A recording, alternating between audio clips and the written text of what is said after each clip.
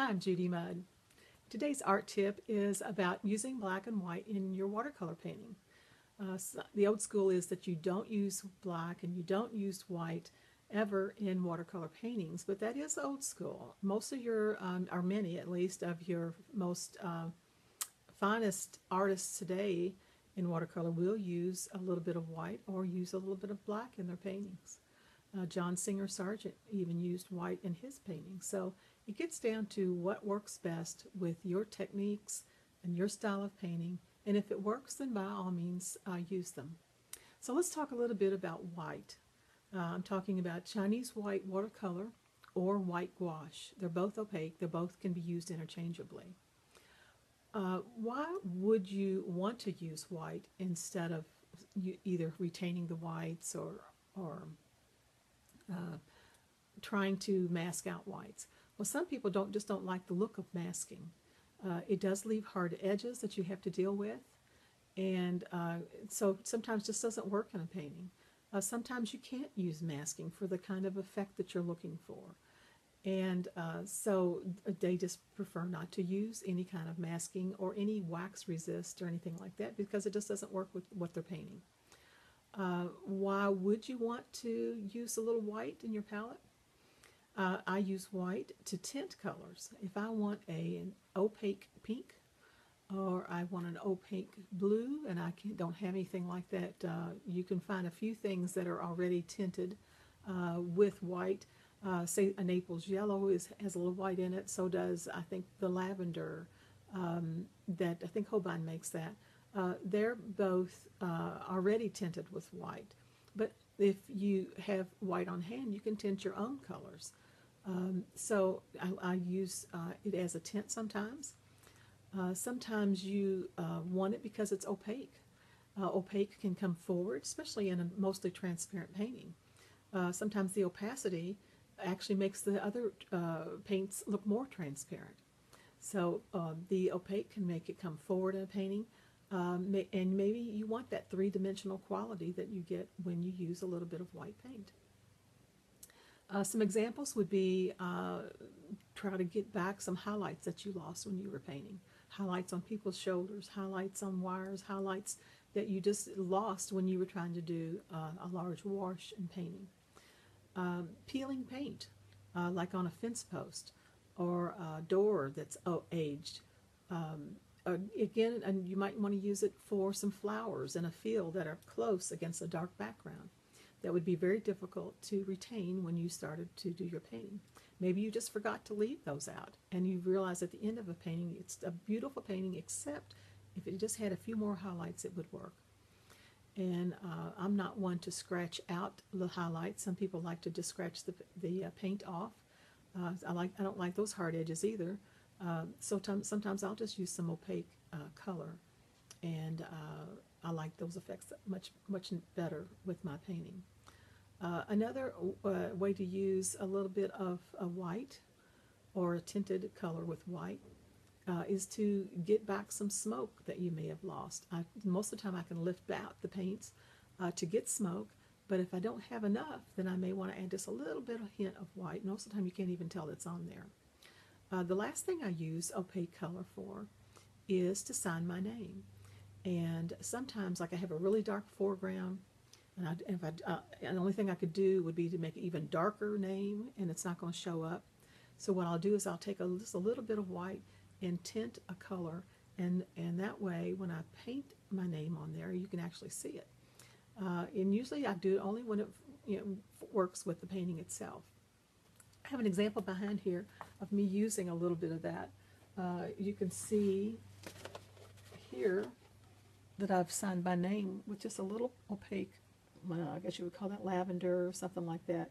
It matches the flowers that I've dropped in here. Now on this painting, I have used masking fluid to retain some of these whites, but I've also splattered a little bit with the white. Again, I used a little bit opaque to create some of these lavender flowers here and the signing of my name.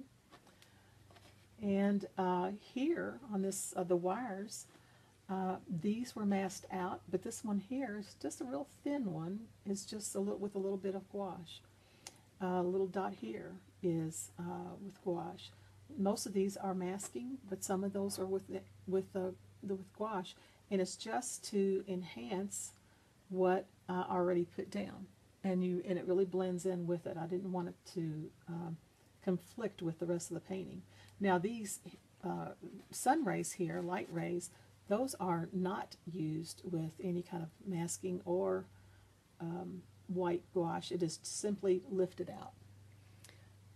So, but here's an example of me using several different techniques in the same painting.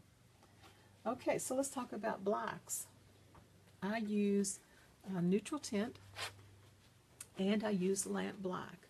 I use them in totally different ways. Neutral tint is, I guess, a softer, what you would call a softer black. And lamp black is probably the strongest black that I've found. And most of the time people say, oh, you have to make your blacks. You cannot, just use black from a tube. And I agree to some extent. However, I'll show you what I'm talking about here. I do like to mix my blacks, and what I do is I'll use the darkest colors on my palette, whatever they are. This is ultramarine blue. And then I'll pick up another dark color, alizarin crimson. And to make a black, you need all three primaries. You need a red, yellow, and a blue. And so this is with Quinn Gold added to it. Now it's looking brown. To get it even darker as a black, you need more blue. And eventually it will start to look black. And again, you'll just find this happy medium. Now some people like to use, oops, there's a big drip. Some people like to use, say, a phthalo green to get their black with, I'd say, a burnt sienna. This is burnt, I think this is permanent brown to get a black look. And let's try some of that in this. Now you can see it turning a little more blue, and that'll look black.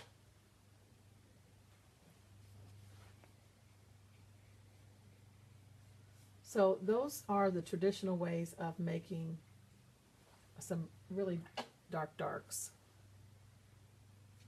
I'm painting straight upright, so I'm getting a lot of drips down here. I'll pick those up. So, but what if you have a large piece that would take forever to mix these colors up to make a dark? So what you could do is start as a base. This is lamp black. I won't put too much on here because it is dark. That's lamp black. Straight out of the tube. But now I can add some blues to it. Or I can add some alizarin to it.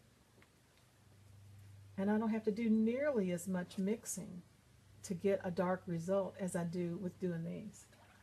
So I'll have lamp black on hand just so I don't have to take quite as much time. It still has the same look.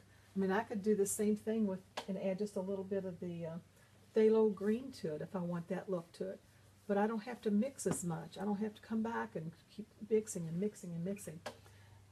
To get that color. So I'll have a little bit of lamp black on hand just to have that available to me instead of taking so much time mixing my colors. Neutral tint, let me show you what it looks like. You can see it's a much weaker, I could probably get it darker than that, but it's a much weaker black. Let me see how dark I can actually get neutral tint. Neutral tint can be pretty dark too. But how I use neutral tint is I use it to say if I'm painting a gloomy day, it's got some clouds in the sky, dark gray clouds, and the whole atmosphere is gray. then I'll use that to gray down all of the colors in the painting. Let me show you an example of this. This is called Gray Day at the End. Let me set this over here. This painting has a little tiny bit of neutral tint in all of the colors. It gives a painting the cohesiveness that I was looking for in an overcast, gloomy day. And that includes my clouds have a little bit of gray, a neutral tint in there. All of these colors, even the golds, has a little bit of neutral tint in it. Trees all have some neutral tint in it. So it's a way to make a cohesive look, but have, say, an overcast day. So I use neutral tint and lamp black in two different kinds of ways, but I have them both on my palette because it's about art and the tools I need to create the art that I want. So hope that helps. Don't leave black and white out of your palette because someone told you couldn't use it. Think of ways that it can enhance the type of painting you want to paint, and think of it just as another tool to achieve the results that you want in your art. And the art should be the ultimate goal, not what techniques or what paint you do and don't use. So hope you enjoyed that, and I thank you for watching. I'll see you next time.